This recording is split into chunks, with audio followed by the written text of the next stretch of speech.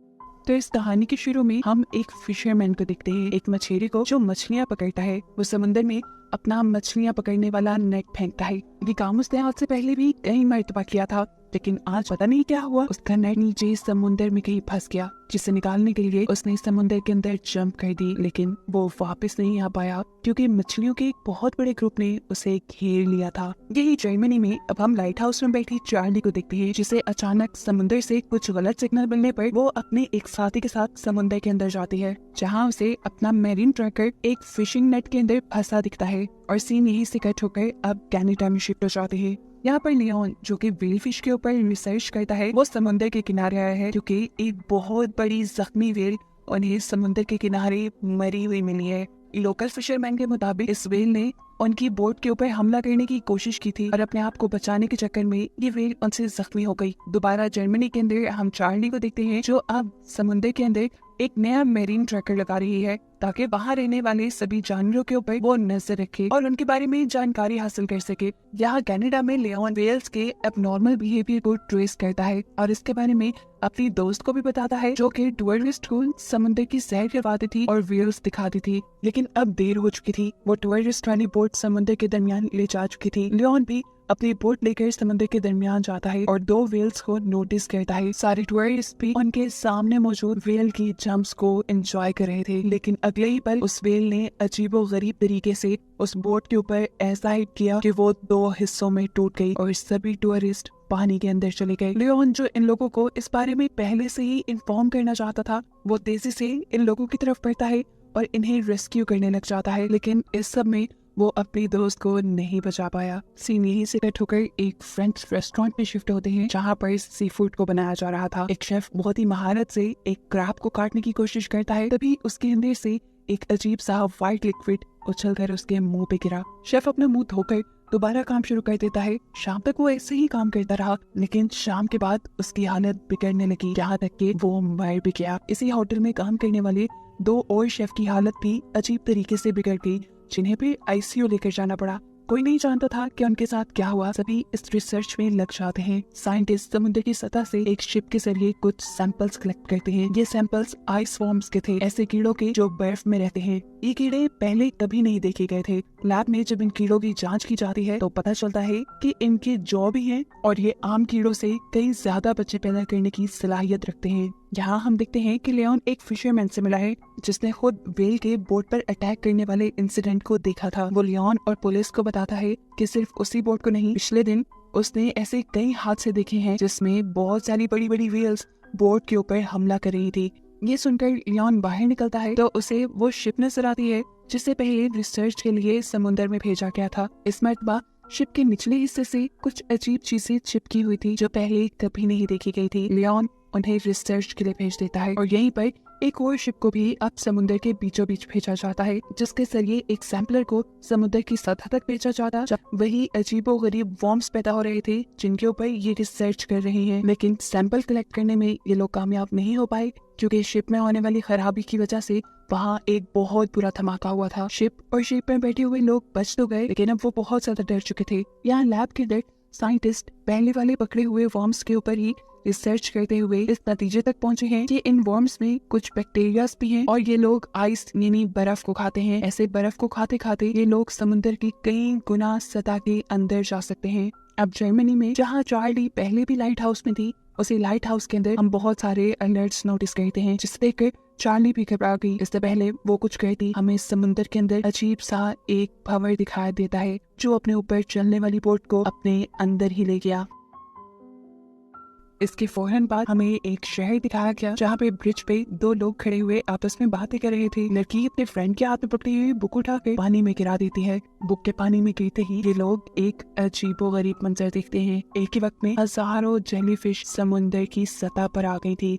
यहाँ science lab के अंदर साइंटिस्ट अब उस बैक्टीरिया के ऊपर रिसर्च कर रही थी जो शेफ की बॉडी के ऊपर से इन्हें मिला था, यानी उस लिक्विड से मिला था जो क्रैब के अंदर से निकलकर उसके मुंह पे गिरा था। एक हैरान कर देने वाली बात इन्हें ये भी पता चलती है कि शेफ वाले हादसे के बाद कई लोग जिन्होंने उस रेस्टोरेंट को विजिट किया वो लोग भी या तो मारे गए या बुरी तरह बीमार हैं। यही हम देखते हैं कि लियोन भी साइंटिस्ट से कुछ परमिशन मांगने के लिए आया है। वो उस व्हेल की ऑटोप्सी करना चाहता था और देखना चाहता था कि कैसे पोल्यूशन और इर्द गिर्द का माहौल उनके अंदर को चेंज कर रहा है और उनके बिहेवियर को इतना खतरनाक बना रहा है कि वो लोगों के ऊपर हमला किए जा रहे हैं। बज़ाहिर तो लियोन को उस व्हेल के ऊपर से कुछ नहीं मिलता, लेकिन उस व्हेल के ब्रेन के अंदर से लियोन को एक अजीबोगरीब किस्म का सब्सटेंस मिलता है, जिसे वो लैब में रिसर्च के लिए भेज देता है। यही साइंटिस्ट को खबर मिलती है कि पेट्रोल पंप पे भी एक बंदा अजीबोगरीब तरीके से मर गया। उसकी अचानक की मौत इन सबको परेशान कर गई थी। रिसर्च करने पे पता चला कि वो भी उसी बैक्टीरिया से इन्फेक्टेड था जिससे शेफ इन्फेक्टेड थे। इसकी मौत के बाद साइंटिस्ट ने रिसर्च की और अंदाजा लगाया कि अब वो बैक्टीरिया उस रेस्टोरेंट के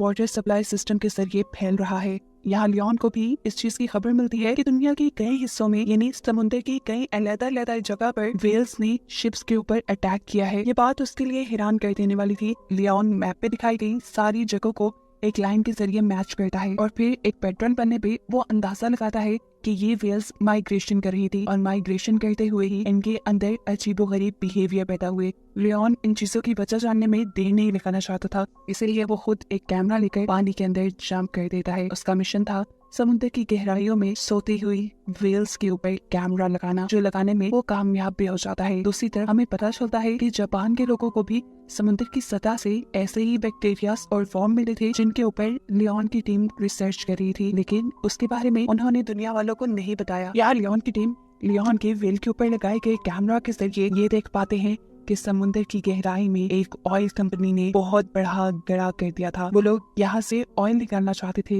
लेकिन इस चक्कर में उन्होंने समुद्र की सतह को बर्बाद कर दिया। सुबह होने पर अब एक और अजीब वाकया होता है। दुनिया के कई हिस्सों में समुद्र के किनारों पर एक बड़ी तादाद में क्रैब्स का झुंड आ गया है, जिनमें से कई क्रैब्स को लेबोरेटरी में टेस्ट करने के लिए लाया गया है। इन क्रैब्स के अंदर वही बैक्टीरिया मौजूद था जिससे वो शेफ इन्फेक्टेड हुआ था। ये लोग उस बैक्टीरिया को टेस्ट करते हैं और इन्हें मालूम होता है कि ये बैक्टीरिया ब्लड सेल को सबसे जल्दी एब्सॉर्ब करते हैं। जर्मनी में अब लाइट हाउस के अंदर चार्ली को समुद्र से अजीबोगरीब आवाजें आ रही थी, जो उसने रिकॉर्ड भी की और उसे लेबोरेटरी में भी भेजा टेस्ट करने के लिए। लेकिन यहाँ पर ऑफिशियल्स ने इन आवाजों पे ज्यादा गौर नहीं किया, ये कहते हुए कि ये सिर्फ रैंडम शोर है। लेकिन फिर जब ऐसी ही आवाजों की खबर साइंटिस्ट को एक दो जगह से और मिली, तो फिर उन्होंने चार्ली के पास कुछ रिसर्च करने की इक्विपमेंट्स और एक पूरी टीम भेजी। इससे पहले कि ये लोग यहाँ रिसर्च शुरू कर पाते, इन्हें एक इमरजेंसी मैसेज मिलता है इस जगह को फौरन खाली करने का, क्योंकि समुद्र में एक खौफनाक सुनामी आने वाला था। रुकने का 1 मिनट भी नहीं था। ये लोग जल्दी से चार्ली के साथ हेलीकॉप्टर में बैठ के यहाँ से निकल जाते हैं और फिर दूसरी तरफ हमें एक प्रेस कॉन्फ्रेंस दिखाई जाती है, जिसमें लोगों को अब उस बैक्टीरिया के बारे में बताया जा रहा था जो तेजी से समुद्र से लोगों को मिला था और पानी के जरिए यानी वाटर सप्लाई के जरिए वो फैल रहा था। और यही बैक्टीरिया इंसानों को भी इन्फेक्टेड करके मारने की सलाहियत रखता है। यही बात लियोन भी जाके वहाँ पे मौजूद सभी फिशरमैन्स को बताता है और कहता है कि जितना जल्दी हो सके तुम समुद्र को छोड़ दो। समुद्र में आया हुआ बैक्टीरिया इंसानों को मार रहा है। लेकिन फिशरमैन ये कहते हुए उसकी बात मानने से इनकार कर देते हैं कि हम हमेशा समुद्र में ही रहे हैं, ये साहिल ही हमारी दुनिया है, हम जमीन पे नहीं जाएंगे।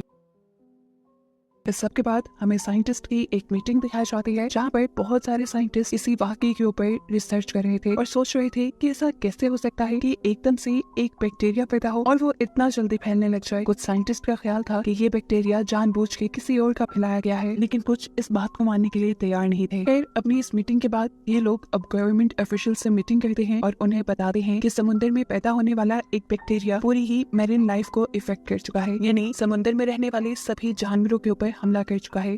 जानवर तो इससे नहीं मर रहे, लेकिन जब वही जानवर इंसान खाते हैं तो वो बैक्टीरिया इंसानों को भी इन्फेक्टेड करने लगा है। सारे ही गवर्नमेंट ऑफिशियल इस चीज को इतना ज्यादा बॉदर नहीं करते और साइंटिस्ट से कहते हैं कि आप लोगों को हमने प्रॉब्लम के सॉल्यूशंस निकालने के लिए रखा है, प्रॉब्लम्स बताने के लिए नहीं। जिसके बाद अब ये लोग दुनिया की एक बहुत बड़ी साइंटिस्ट से मिलते हैं। वो साइंटिस्ट इन लोगों की पूरी रिपोर्ट पढ़ती है और रिपोर्ट में मौजूद रिकॉर्डिंग्स भी गौर से सुनती है और बताती है कि रिकॉर्डिंग्स कोई आम शोर नहीं है। उसे लग रहा था कि ये सारी आवाजें किसी ऐसी दुनिया से आ रही है जिसके बारे में हम लोग नहीं जानते। उसकी बात सुनकर बाकी सब साइंटिस्ट भी हैरान हो जाते हैं। तब वो साइंटिस्ट बताती है कि अंटार्कटिका में मेरी अपनी ही टीम ने ऐसे ही कुछ सिग्नल्स को कैप्चर किया था। इस साइंटिस्ट के अलावा एक जापानीज ऑफिशियल भी इन लोगों की ये रिपोर्ट ध्यान से पढ़ता है और उसे भी ये सब जानने के बाद लग रहा था कि वो आवाजें कोई आम आवाजें नहीं है, बल्कि दुनिया पे आने वाले एक बहुत बड़े खतरे का अलार्म है। वो सब लोगों को ये बताता है कि साइंटिस्ट का ये एक्सपेरिमेंट दुनिया को एक बहुत बड़े खतरे से बचा सकता है।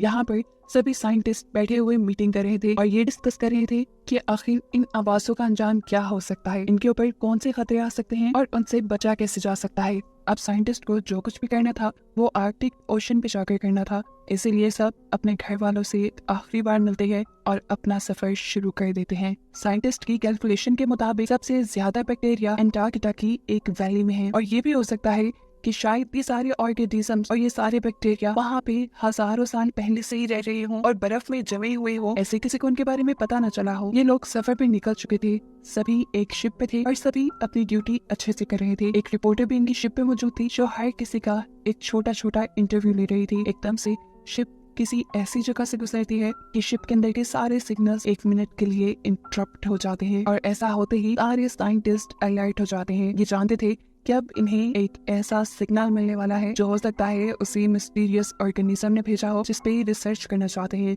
इन्हें फाइनली समुद्र की सतह से कुछ सिग्नल्स भी रिसीव हो जाते हैं जिसके अंदर साइंटिस्ट एक बच्चे के रोने की रिकॉर्डिंग लगाकर उन्हीं सिग्नल्स को जमीन की सतह के अंदर वापस भेजते हैं। ये करने का मकसद उनका सिर्फ ये जानना था कि अगर समुद्र की सतह में कोई ऐसी स्पीशी रह रही है जो उनसे बात करना चाह रही है या वहाँ पर कोई दूसरी दुनिया बसती है तो वहाँ के लोग उनसे कम्युनिकेट कर पाए, बात कर पाए। खाली सिग्नल्स पर ये लोग डिपेंड नहीं कर सकते थे। चार्ली और इनका एक और कलीग एक वाटर कैप्सूल में बैठकर समुद्र की सतह पर हर चीज चेक करने के लिए जाते हैं। वहाँ जाते ही इनके साथ अजीब होता है, इनके कनेक्शन बोर्ड से खत्म होने लगते हैं, इनका ऑक्सीजन का लेवल बहुत ज्यादा गिर जाता है और इनके कैप्सूल के अंदर भी अजीबोगरीब फंक्शनिंग शुरू हो जाती है। चार्ली का साथ ही पोलैंड इस कैप्सूल को वापस ऊपर ले जाने की कोशिश करता है, लेकिन चार्ली ऐसा नहीं चाहती थी।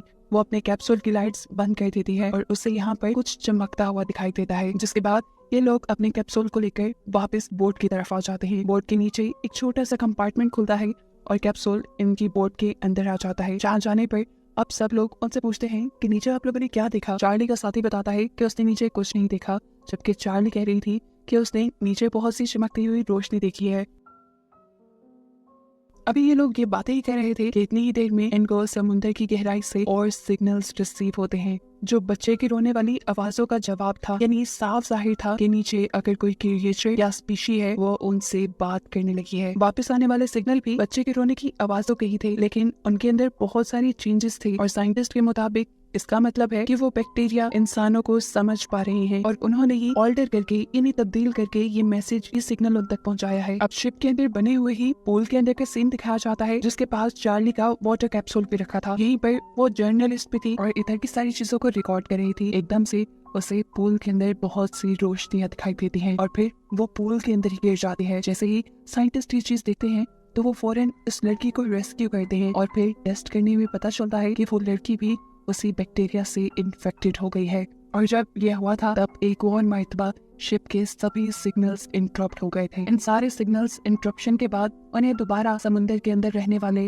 उन स्पीशीज, उन बैक्टीरियाज की तरफ से एक मैसेज रिसीव हुआ था और साइंटिस्ट के मुताबिक इस मर्तबा ये मैसेज समुद्र की गहराई से नहीं बल्कि उनकी शिप के अंदर से उन्हें रिसीव हुआ है। यहाँ साइंटिस्ट भी जर्नलिस्ट लड़की के इलाज में लगे हुए थे, जहाँ वो लोग अब उस लड़की के स्पाइनल कॉर्ड का फ्लूइड निकालते हैं और उसे टेस्ट करते हैं। टेस्ट करने पर उन्हें पता चलता है कि उसके स्पाइनल कॉर्ड का फ्लूइड बिल्कुल वैसा ही हो गया है जैसा फ्लूइड समुद्र में रहने वाले जानवरों के अंदर पाया जाने लगा था। साफ मतलब था कि उन बैक्टीरिया ने बहुत जल्दी उसके स्पाइनल कॉर्ड के फ्लूइड को बदल दिया। डॉक्टर की ये बात सुनते ही अब चार्ली भी उन्हें सच बता देती है कि जिस वाटर कैप्सूल के जरिए इस समुद्र के नीचे गहराइयों में गए थे उस वाटर कैप्सूल के ऊपर उसे बहुत सी रोशनी नजर आई थी और हो सकता है ये वही बैक्टीरियाज हों जो उन्हीं के वाटर कैप्सूल के जरिए उनकी शिप में आ गए हों, जिसके बारे में चार्ली का साथी इनकार कर रहा था। इस टाइम अब इन्हें समुद्र की सतह से एक और सिग्नल रिसीव होता है। ये एक ऑडियो फुटेज थी जिसमें समुद्र के एक बहुत बड़े हिस्से को दिखाया जा रहा था और कुछ इंसानों को दिखाया जा रहा था। जब सब लोग उन सिग्नल्स को देखने में लगे हुए थे, चार्ली पूल के पास खड़ी थी, जिस पूल के अंदर अब बहुत सारी लाइट्स चार्ली को देखने को मिल रही थी और वो सभी लाइट्स मिलकर अजीबो गरीब शेप्स बन रही थी। यहाँ पर अब वो जापानीज ऑफिशियल जिन्होंने इन लोगों को इस रिसर्च की परमिशन दी थी, वो भी हेलीकॉप्टर के जरिए इनकी बोट पे आते हैं, जहाँ वो साइंटिस्ट का सारा किया हुआ वर्क देखते हैं और इस सारे मामले को समझने की कोशिश करते हैं। साइंटिस्ट ने हर चीज के रिजल्ट को फाइंड करते हुए एक थ्योरी बनाई थी, जिसके मुताबिक जमीन के नीचे रहने वाले वो सारे बैक्टीरियाज असल में एक कम्युनिटी है, किसी किस्म की स्पीशी है वो, जो इंसानों से भी हजारों साल पहले से यहाँ समुद्र की सतह में रह रही है। और वो लोग नहीं चाहते कि समुद्र में पोल्यूशन फैलाकर इस समुद्र को खराब किया जाए। उनका समुद्र के अंदर ये सारे बैक्टीरिया फैलाने का मकसद सिर्फ यही है कि इंसान समुद्र को छोड़कर जरा दूर हो जाए और इस समुद्र को उनके लिए खाली कर दे, इसमें पोल्यूशन ना फैलाए। लेकिन ये कैसे मुमकिन था कि इंसान अपने सारे वाटर रिसोर्सेज को किसी दूसरी स्पीशी के हवाले कर देते? जापानीज प्रेसिडेंट भी इन लोगों से वो सवाल करता है, तब साइंटिस्ट जवाब देते हैं कि वो स्पीशी काफी टाइम से हमारे सिग्नल्स को आंसर कर रही है, मतलब वो हमसे बात करना चाहती है और हमारी बात को समझना चाहती है। ये मुमकिन है कि हम उनके साथ कोई ना कोई मुआहिदा कर लें, यानी सारे मसलों का हल निकाल लें।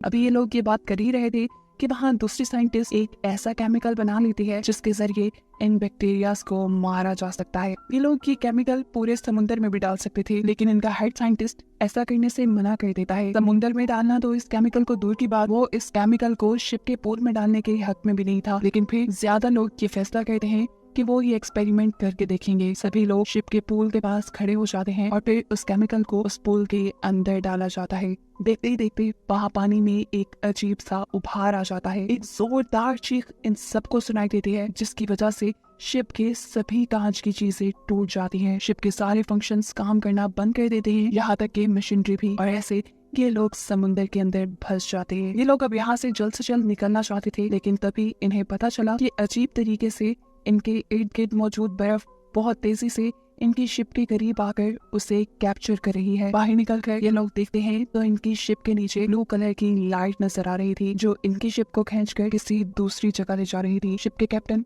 घबरा कर शिप का इंजन ऑन करने की बात करते हैं, लेकिन इंजन अब ऑन नहीं हो रहा था। वो ये बात समझ गए थे कि पहले जब इंसानों ने पोल्यूशन फैलाया, तब इन स्पीशीज ने पानी में इन्फेक्शन फैलाकर इन्हें सिर्फ वार्न किया था कि ऐसा उन्हें नहीं करना चाहिए। लेकिन अब जब जानबूझकर इन साइंटिस्ट ने उन स्पीशीज को मारने की कोशिश की थी, तो अब वो उनसे बदला लेने वाले थे। पानी में नजर आने वाला ये ग्लो वो स्पीशीज है जिन्हें इन साइंटिस्ट ने ऑयल का नाम दिया था, जो अब शिप को इंसानों के कंट्रोल से बाहर करके कहीं दूर ले जा रही थी। यहाँ पर जापानीज प्रेसिडेंट हेड साइंटिस्ट से पूछते हैं कि हम पूरे समुद्र के अंदर वो केमिकल क्यों नहीं डाल सकते कि ये स्पीशी और मर जाए। तो ये साइंटिस्ट जवाब देते हैं कि अगर पूरी दुनिया की भी मैन्युफैक्चरिंग कंपनीज उस केमिकल को बनाने में लग जाए, तब भी इतना केमिकल नहीं बनाया जा सकता कि समुद्र में मौजूद इस अर्थ स्पीशी को मारा जा सके। इनके पास अब इंसानों को बचाने का सिर्फ एक ही सोल्यूशन रह गया था कि ये लोग स्पीशी अर्थ की बात मानने लग जाएं। चार्ली अब जल्दी से उस जर्नलिस्ट की बॉडी को लेकर आती है जिसको इस अर्थ स्पीशीज ने इन्फेक्टेड कर दिया था। वो लोग इस बॉडी को पानी में फेंक देते हैं उन स्पीशीज को ये बताने के लिए कि अब वो उसकी हर बात मानने को तैयार हैं, क्योंकि शिप के अंदर के सिग्नल्स तो काम नहीं कर रहे थे। जिस वाटर कैप्सूल के जरिए ये लोग उस जर्नलिस्ट को पानी के अंदर भेज रहे थे, उसी वाटर कैप्सूल में